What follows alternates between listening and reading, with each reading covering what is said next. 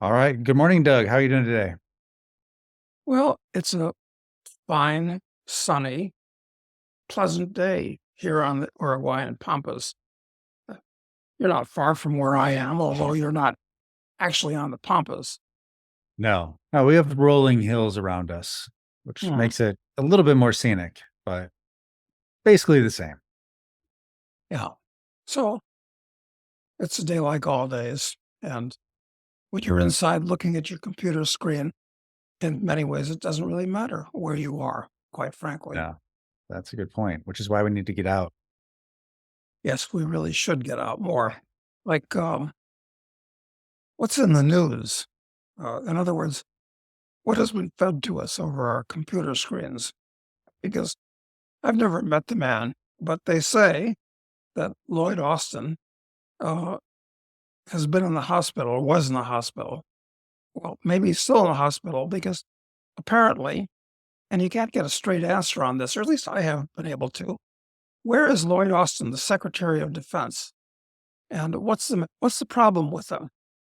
They say he had prostate cancer, an emergency operation that went badly, and then it got infected. But then I hear other things. So this is kind of crazy because when the US is conducting three proxy wars around the world, uh, and all kinds of potentially crazy things are happening at some of the 800 military bases. Uh, think that he would be on the job and on the ball, but he's, as the French say, hors de combat. He's gone. So what's the story? They say he was released from the hospital 2 days ago. That's what I'm Ah, seeing on BBC, at least. well, since other people have alleged that he was killed in the Ukraine, and we don't know where his body is or who, more rumors that people start. I think it's time for habeas corpus. I want to see his body, alive or dead, just out Proof of of life. interest. Proof of life. I want to see him holding the the New York Times. that's that's right. This is a high government official. This is like the type of thing that happens in uh, in China or Korea, where people disappear and then you don't hear about them anymore. I'm sure we'll hear more about Lloyd in the future, if only because I guess the acting Secretary of Defense now is this person, Kathleen Hicks, who I'd never heard of before this. But what I've read about her, she's the assistant or deputy assistant or undersecretary. I don't know what the technical term is for the second command of the Department of Defense. I think it's Deputy Defense Secretary, I think is what they Ah, call it. yes, when I was playing polo, I just got to mention this in Palm Beach years ago. There was one guy, another sponsor, and he was very, very proud of the fact that he was a junior deputy assistant undersecretary. Uh, and I mean, I couldn't believe that was a real title, but apparently it was. Oh, Yeah, and it seems like it's the all those qualifiers to the title that seem to be putting you under people. It would seem to be insulting more than something you'd be proud of. The deputy under assistant or whatever. yeah, yeah, it would be, wouldn't it? Entirely apart from being a secretary, which of course this is kind of an anachronism, but you think of secretary as somebody in back of a typewriter taking orders. So yeah. Anyway, uh, so this woman apparently and shamefully, here I am talking about her, but read one article about her by Larry Johnson, who likes to go into this type of thing. And apparently she is horribly, even criminally woke. Uh, she's one of the people that has been pushing transgender operations for people in the military. And it seems to me if you have a proper military and somebody wants to transition, well, I say, well, first of all, if you want to self-mutilate, go ahead. I don't give a damn, but you're going to have to leave the military, number one. And number two, there's no way in hell we're paying for it to assist you. But this is actually being promoted for these people. This is actually criminally insane. So this woman's in back of that, and all kinds of just egregiously stupid and corrupt things. So maybe she'll be the next Secretary of Defense. The only problem that she's got is she's not black. Yeah. Well, maybe she'll become transgender or maybe transracial to fix that problem. Well, if Michael Jackson did it, then the other direction. I think. Yeah, I think and Elizabeth Warren. Elizabeth Warren, good example. But if Michael was alive today, I seriously doubt that he would have transitioned to white the way he did. That would be rather non-PC. That would be non-PC. Yeah, I'll send you this video of one of our favorite people to make fun of, Peter the Stooge Zihan. Oh, yes. 6 days ago. 6 days ago, he released a video talking about Xi Jinping's purges of the Chinese military, and specifically talks about, now this is in the wake of all the Lloyd Austin stuff, where he's like disappears and apparently the White House doesn't even know, and the deputy or undersecretary, whatever deputy, is on vacation the whole time, and he starts talking about how corrupt and weak their equivalent of the Secretary of Defense is in China. He specifically, that there was someone stronger there. He said basically they're effectively just press secretaries for Xi, is what he was saying. And he's just doesn't mention anything about the Lloyd Austin situation or anything. He's just using the opportunity to basically criticize. And it sounds like he's projecting, honestly, the U.S. problems with the Secretary of Defense onto China. I mean, he's such a stooge. He's such a tool of somebody. I don't know. I'll send it to you. You'll get a lot of laughs out of it. It's shocking, actually. I really should listen to his stuff just for amusement because it's so full of bullshit. Everything I've ever heard the guy say. Well, I would like to see that, actually. I'll send it to you. Whatever information he gets from sources that are probably paying him. I don't know. I don't know where he gets his money or anything. It's very strange. All these anyway. So the Lloyd Austin mystery, it'll be solved, but it's the fact that the U.S. government hasn't had some. I mean, this ought to be acknowledged. I mean, it's like, who's in charge here? It's like with Biden. I can't believe that somebody that's that decrepit, that's senile, that's stupid, that out of it, is actually in charge of the U.S. government doing all the things the president is supposed to do. So who's in charge here? It's not Kamala Harris, who can just do a good imitation of a laughing hyena, but she's another incompetent. Who is in charge of? Is it Pete Buttigieg, the wife of some other guy from South Bend? Is he in charge? I understand he's one of the inner circle. I've heard that. It's been alleged that he's one of the inner circle. So who's actually running things? Who's running the U.S. government? It's not Lloyd Austin running the State Department. Well, it makes you wonder because, like, it makes you wonder if he can just disappear and it not be an issue. Maybe it's because he's actually an irrelevant ornament anyway. Could be. And at this point, organizations within the U.S. government, these various military commands, and the FBI and the CIA and roughly 15 of these Praetorian agencies, they're satrapies that have lives of their own, where everything they do is classified. And they don't have to reveal it to anybody. Anybody. I mean, it's classified or currently ongoing investigation or whatever the hell it is. So the information just stays there, and whoever is running it, And this is, I think the government is, it'll last a while longer, obviously, but it's pretty much out of control at this point. It's out of control, and this is a good example of I mean, I'd forgotten about it. I assumed he must have resurfaced by now. It wasn't until you mentioned it, I looked it up, and it was there's been no proof of life. No one knows really anything.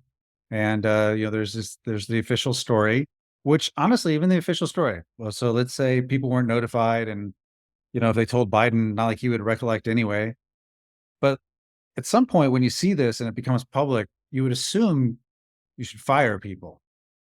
You would assume that you would fire some people, like some heads must roll. Come Yeah. on. And in Austin's case in particular, I'd have to say this is just unacceptable. This is dereliction of duty, for God's sake. Uh, you should be fired and demoted in rank just for openers. I mean, it actually is dereliction of duty. But can you do that when it's a diversity hire? Oh, you better not actually. Yeah. Let me think twice about that. That's that's really dangerous. That's more dangerous than provoking the Russians or provoking the Chinese, something we do all the time. Right. So, I mean, at, that's a situation you find yourself when you have all these diversity hires. I mean, I think a lot of the reason why they won't let Biden just retire in peace is because we have Kamala, you know, and he yeah, can't like, well, we can't ignore the fact that she's there. I mean, everyone recognizes that it was a huge mistake to have her that close to power, but can't fire her. one thing that I'd like to find somebody that would take my action, but I'm willing to bet uh, that Biden will not be the Democratic candidate for president. They're going to come up with somebody else to replace him because because the Democrats can't win with Biden and Harris, not this time. And if they cheat good enough for them to win, maybe that would actually set off a revolution among people that would just say enough is enough. But I don't know. who could replace Biden at this stage? Because you thought maybe Newsom at one point, but I think, now there's major issues in California with budget wise. They're definitely passing laws that the rest of the country, I think, would have a hard time going along with. And he's for um, reparations, which that Yeah, idea alone, of things like the country would, reject. I mean, it's, even Democrats, they'd be like, yeah, we can't, we're not doing that. it's actually just too insane, too purposefully destructive, and too purposefully unjust. So, yeah, who could they come up with? I mean, somebody from out of nowhere. I mean, I don't know. I can't think of a name. And I'm still wondering, I don't hear anything about Bobby Kennedy because it seems to me that he's in a mass media blackout. Uh, he Well, and must he's be doing been something around here, but you know, if we're not told what's happening, well, since I don't know what Bobby's doing, no point in talking about it other than to observe that.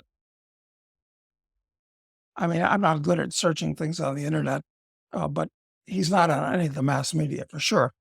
But last night, it just so happens that I watched 1984. Uh, there was an earlier version of the movie made that I saw many years ago in black and white. But this one was starred Richard Burton as O'Brien, the government agent. And it was an excellent movie. And for what it's worth, it was done in 1984. Good timing on their part. It was the last movie I think that Richard Burton ever made. Put on a superb performance, actually. And the movie is it's like to use the Hollywood cliche. It's like torn from the pages of the book, 1984. Uh, it's as good a condensation of the ideas that were in the book, which I read years ago, uh, that I think could possibly be done. Everything from the 2 minutes of hate to people disappearing to constant wars, which most of the news and reporting is about, that they get, the surveillance of everything, Puritanism of the society. Well, we're like Weimar Germany at this point in the U.S., where it's kind of anti-Puritanism, but there's a strain of Puritanism that is pushing up from under all the dissipation, and that is that young men, I get the impression, are afraid of young women because they can see that they can be accused and sued or whatever, and young women don't want to deal with young men because they have this idea from watching Barbie and TV and so forth that they're supposed to be absolutely perfect. And if they're not, it just amplifies the insecurities of being a teenager. So apparently, at least middle class kids are not interested in mating and or reproducing as they once were. And they want to become trans or something. So anyway, 1984, I want to urge listeners to watch that movie. It is terrifying. It is scary. It's awfully gloomy, but kind of brings the problems of today's world right up front and center. Hmm. I don't know if I've ever seen it, but I'm gonna watch it this evening. I've Oh read the yeah. book a couple times, but Oh, I think you'll be entertained and depressed and terrified. So, sounds like a fun evening. oh yeah, fun evening, right? Just it's like putting our show on steroids, if you would. So Exactly. for what it's worth. And the So only you got other some Encyclopedia Britannica entries from today, right? what's that? You got some Encyclopedia Britannica entries for today? Yeah, the Encyclopedia Britannica, which used to be your friend and is now kind of your frenemy. Uh, and of course, I get their daily blog about what happened historically. And there are there's three actually, but two things are kind of coincidental that happened today. In 1893, Dole, I forget the man's first name, but he was the founder of the Dole Pineapple Company, conducted a coup in Hawaii, which was an independent country at that time, a kingdom, currently run by a queen. Was it Queen Lukalani? Don't have her name right. And overthrew the government. And previously, Grover Cleveland, who I'm of the opinion is one of the two or three best presidents the U.S. ever had, was invited to annex Hawaii. And Cleveland wouldn't do it because he thought it was unconstitutional, improper, immoral, et cetera, et cetera. But McKinley was a terrible president, kind of deserved what he got, did annex Hawaii. Anyway, the U.S. overthrew a sovereign nation, which it was, and made it part of itself. And everybody thought it was great because this was the era, of course, the rush for Africa when the French, the British, and the Germans, Portuguese had been there for many years, of course, were looking for colonies all over Africa and all over the world, quite frankly. So the U.S. becoming an imperial power, which it started to be starting then, acquired Hawaii. And on this same day, but a different year, the year was 1917, during World War II. So perhaps the Danes were under stress at that time, but the Danish government sold the Virgin Islands to the U.S. for $25 million. Hmm. Sounds like a real bargain, $25 million for a bunch of tropical islands. But of course, back then, the dollar, well, gold, the dollar price in gold was $20 per ounce. Today, it's 100 times that. So it was really like 25 million, but 2.5 billion, more reasonable kind of number. And the islands weren't worth anything near. They were just crappy nothing islands back then. But anyway, the U.S. was building its empire. And you remember well, when Trump was in office, he offered to pay the Danes for Greenland. Yeah. I know. I thought that was awesome. Huh.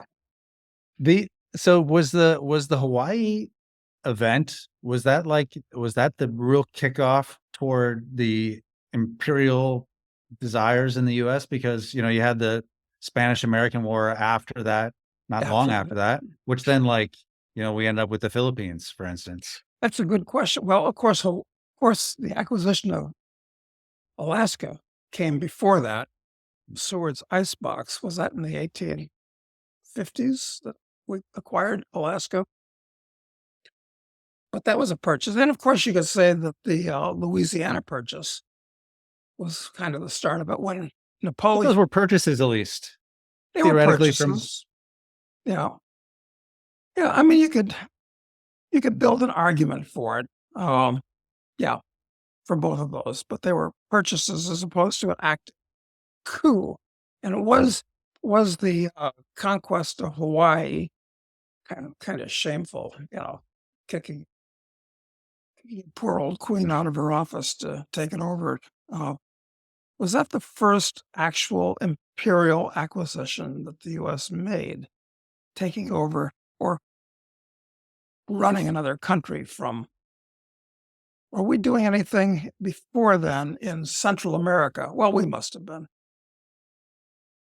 Must have been going down there and beating up the natives. well, no, the Panama Canal wasn't until later, right? So That was Teddy Roosevelt, I think, yeah.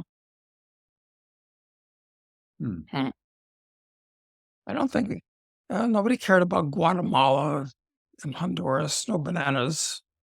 People didn't care Not about bananas back then. Yeah, Might have not been the until first. after. I wonder if that was the first. Well, close to it anyway. So the start of a long trend. Or a long trend. A disastrous trend. Pretty disastrous. That's right. And those poor native Hawaiians, I guess to this day, haoles, as white people are called, or maybe it's any non-native Hawaiian, but I think it's just white people, are not liked by native Hawaiians, I'm told, by people that live in Hawaii. And Hawaii has had a lot of immigration from the Orient, Chinese, Japanese, Filipinos, Koreans, so forth. So it's a very multi-ethnic community, plus a huge American military presence. I just really don't know what the sociology of Hawaii is. I've been there a couple of times, but only as a tourist, which doesn't really count. I mean, that's No, not the same. But yeah, I don't know. But I do that it is. I'm gonna do some research to find out if there was any obvious. I mean, of course, other than us taking territory from I guess Mexico, right? Would be oh yeah, that's right. Well, that's true. After the Mexican American War, which kind of started the Alamo, was what was that, 1843 or something? I guess something like that. yeah. Look, yeah, I guess that would be first.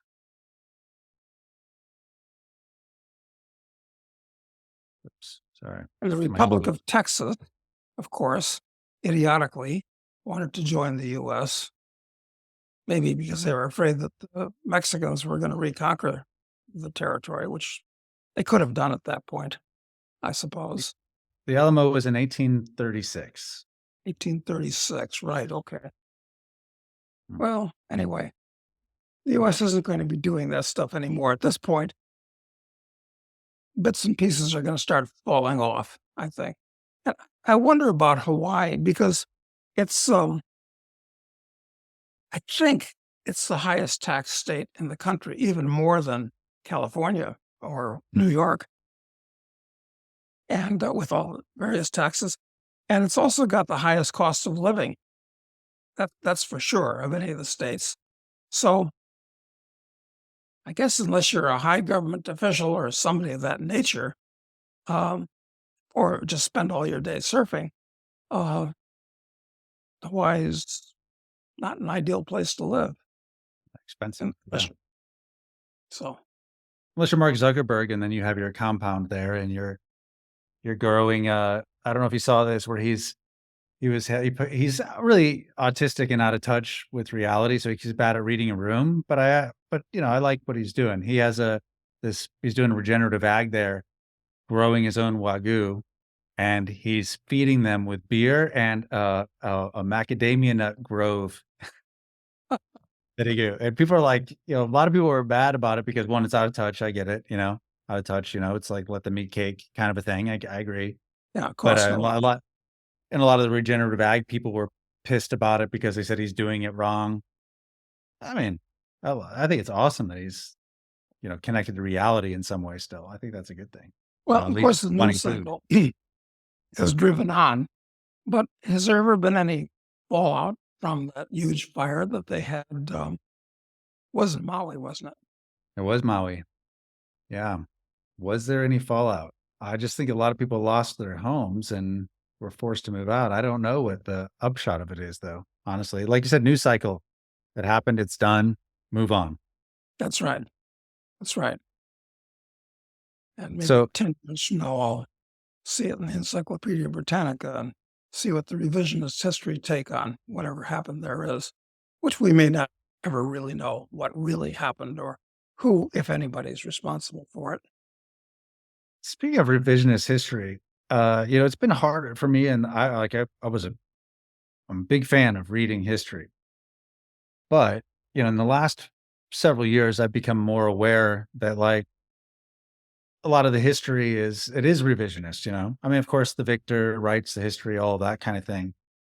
But I know you're a huge fan of history. How do you engage with it knowing that, you're reading the victor's tales? You're not even, who knows what to really even believe about exactly what happened.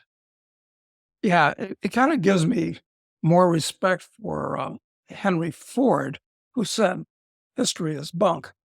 Now, maybe he said it, I don't know.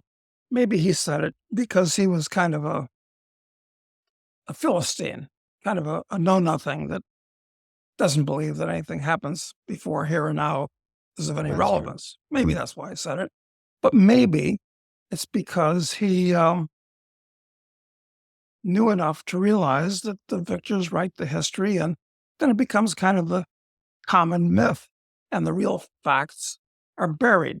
It's like uh, it's like this thing with Nikki Haley recently, a totally despicable person, but somehow she's managed to insert herself into the national picture, where uh, she made some rather innocuous comment about the Civil War, where she didn't tie it directly to slavery.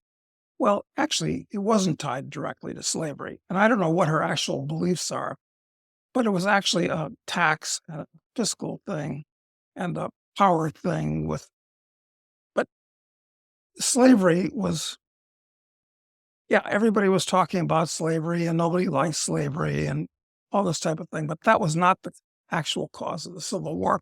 But the fact that she didn't actually say it was the cause and make it into a big deal, uh, they started lambasting her.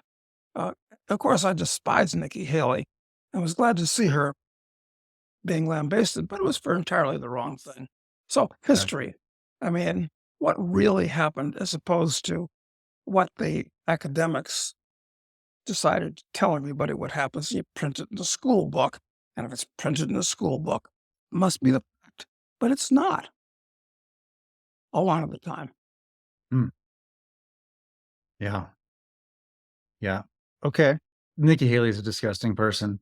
I There's an argument that she's actually put up by the Democrats because a lot of the guys who invested, like what's the guy founder of LinkedIn, Reid Hoffman, has significantly backed her financially. And the thought like there's a scenario I saw outlined where if you can eliminate Trump's eligibility somehow, maybe put him in prison or something, and DeSantis drops out, she becomes the de facto Republican nominee who many Democrats could vote for. Oh You know what I yeah, mean? all of her basic values are totally askew.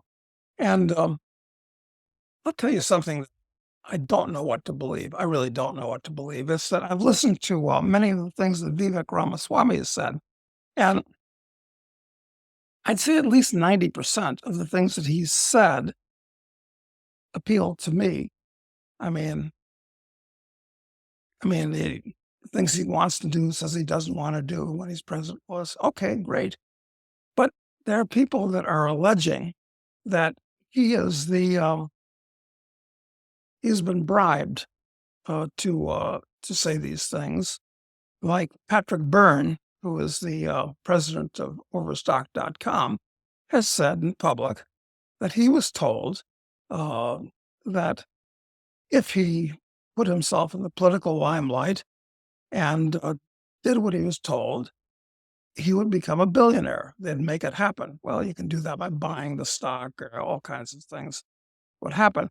So the allegation's been made, I don't know if it's true or not, that everything that Ramaswamy is saying very eloquently, it's like he's done a lot of reading and thinking, and he seems very sincere, but it's been alleged that everything that he's saying is a lie from his point of view.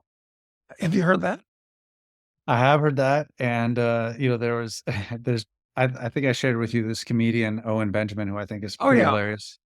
And you'll have to post that because it's very very funny and very non PC.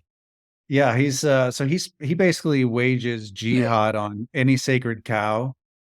It changes. Like there was a period of time where he's waging jihad on the Trinity, and then on Canadians, and he basically, on any group, every group. Anything. Yeah. And so he recently did Indians, and part of it was because Vivek was, so visible. Although Vivek has, he dropped out after the Iowa caucuses apparently because he came in fourth. So I think he dropped out at this stage. But anyway, so he was talking about Vivek, and he's like, not necessarily Vivek, but Indians in general. He's like, they lie to you constantly to your face, and he was going through a whole sort of the stereotypes associated with Indians, and it was hilarious. It's hilarious, and I don't believe anybody who's a politician. Like I don't think anyone aspires for that job who you can trust, honestly. No, you can't. I mean, I think there's a very rare exception. I think Ron Paul was one, but they're very, very rare. They're like hen's teeth. And Indians. So I've gotten to know a fair number of Indians over the years, especially because I've been spending a lot of time in Vancouver, which has lots and lots of Indians. And my friend Robert Friedland, who has, since the days when I met him, when I had more money than Robert did, he's become a multi-billionaire mining Yeah. company guy. And Robert spent 7 years in India. Little known fact about Robert, it's a lot of time to spend in India. He knows the place very well. And he likes to tell this tale about the nature of the Indian psychology, the Indian culture. And he talks about going to buy some spices in the market. And so he goes to Apu in the market and says, Apu, I would like some spices. And Apu, oh, we have the finest spices. We have the best spices. Are they hot spices? And Apu, thinking he's reading the situations, yes, these are very hot. They will scald you. They will burn you right to your bottom. And he says, I don't want any hot spices. I was looking for cool spices. No, no, sir. You have me wrong. These are the coolest spices there are. They are very soothing, very mellow spices. And it's true. And if you listen to our friend Giant Bandari, who I urge people to Google and listen to some of his interviews, especially the one he recently had. Google Giant Bandari, Gabriel Custodiet. Yeah. And he was in fine form talking about what a perfectly horrible place India is and how totally degraded and untrustworthy and unreliable and the culture is. And it's coming from a native Indian spoken with an Indian accent. It's it's hilarious, but it's really funny. So no, I don't trust Vivek, even though everything he sounds good and sincere. No, and of course Nikki Haley is just she's a harpy. She's horrible. So you're saying Vivek may be just saying that he thinks you want a hot spicy, like hot spices? So he's telling you they're hot spices? It's been alleged, and people have put up things that he's said in the past that totally contradict what he. I don't know. I Yeah. mean, he certainly sounds good, but he's just a politician. I mean, perhaps if I anyway, it's the passing parade. It's the It is. passing. I I suspect Trump will probably be elected the next president, which will touch off something resembling a civil war, whether or not he wins. If he doesn't win, or if he does win, it doesn't matter. Yeah, I think that's true. I think that's right. Because I mean, I think if people feel like it's stolen again, then they would who knows how they would respond. But I'm more honestly worried about the people that oppose him. I mean, there was an article published in NBC News recently talking about politicians talking with the military to understand how they would handle not being manipulated by Trump if he were to win or if he were trying to take power. I mean, and they put that out publicly. Like if I recall, I think that the military is supposed to report to the president. Not they're not there to undermine. But so this is out in the open, though. They're talking about Yeah, this. he is the And they commander in chief, after all. That's right. Well, I've got to say, because if it happens, I'm not going to want to say it then. I'll probably want to bury it because it's going to be so dangerous. But for years, or at least a year or two, I've been saying I question whether we'll actually have an election this year. And for at least 5 or 6 years, I've been saying we're likely to have a civil war, not like the one from 1861 to 65, but a civil war nonetheless, violent. so you're saying this one won't be solely motivated by slavery, is what you're saying. That's the difference. Uh, Well, some people will say it is, of course, Okay. but it won't be. Oh, but there was only one more thing that I saw that happened today. Today is the day in 1942 that Muhammad Ali was born, and I've always been a big fan of Muhammad Ali back when he was Cassius Clay, starting back then. And when he changed his name from Cassius Clay to Muhammad Ali, I kind of looked askance at him because, well, even then I wasn't a religious person. And, I'm wondering, why is he converting to this strange Middle Eastern religion? And, but say what you will about Ali, he thought for himself. I see him as an honest and decent guy, fantastic athlete, great entertainer. I mean, a kind of guy that you'd want to spend time with, as far as I'm concerned.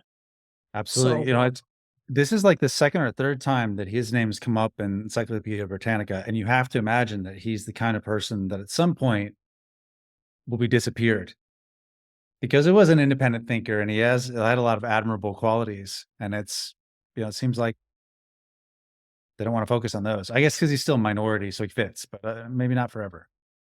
yeah, well, he said a lot of quotable things. If I mean, I was there and paid attention to these things when he said them. But like during the Vietnam War, when did they actually strip him of his title, or did they just prevent him from fighting for the championship, one of the belts at that time? I forget exactly, but they asked him, "Well, aren't you patriotic? Don't you want to go and fight in Vietnam?" And I love what he said. He says, "I ain't got no beef against no Viet Cong. No Viet Cong ever called me." And, that was, I mean, he comes out, and he said what was on his mind. He was stripped of his title for Mm. refusing to take the oath of induction into the U.S. Army. Yeah, that's shameful. What does that have to do with an athletic exhibition? I mean, what is this? Does the U.S. government own and control the sport of boxing? I'm not interested in people's political views when they're boxing. Well, it shows that cancellation is not new. It's true. That's right. Yeah. That he was the Kanye of his day, maybe. Yeah. And I haven't heard anything new about Kanye instantly either. No, I haven't either. Maybe he's still in his redemption arc. I don't know. Maybe he'll be back. Yeah. Well, he made hay while the sun shined. And who knows? Maybe he's still worth $1 billion. So he doesn't really have to worry about what all these crazy people think. No, he doesn't. All right. If, if he was smart, he'd stop hanging around with the Kardashians, though. Well, I mean, he had babies with him, so it's kind of hard to completely, but Yeah. You're right. That's right. You can't. Yeah. The moving finger writes and having written moves on. So sorry, Kanye. yeah. All right. Well, just one last thing. I hear my daughter sometimes talking about, gossip stuff that has to do with Kardashians and Kanye. She likes Kanye. So she says that their daughter, Kim's and Kanye's oldest daughter, apparently is just like Kanye and is like causes huge problems for her mom, like following her dad's lead, essentially, like her on a reality show. Her mom would be like, "How do I look in this?" And she'd be like, "It doesn't suit you." Like very direct and insulting to her. And she's Wow. like telling her, "You shouldn't say that. It hurts people's feelings when you talk so directly." So she's got some of Kanye in her. And I Oh, think that might be worse for Kim over the long term than it is for Kanye. So maybe that's good. yeah. Okay. Well, that's good to know. I'll have to, now that I'm aware of that fact, I mean, I guess I'm, I guess I'm revealing the fact that I actually have never followed the Kardashians. Hey, well, Except involuntarily from out of the corner of my eye. So that's an interesting piece of data. 16-year-old daughter makes it so you can't completely separate myself from all pop culture. So well. All right. Well, we'll leave it there for today, Doug, and we'll be back on Friday with viewer questions. So thank you very much and have a good day. Get outside. Maybe go for a swim. Yeah, it's a nice day for thanks. I will. All right. Talk to you later.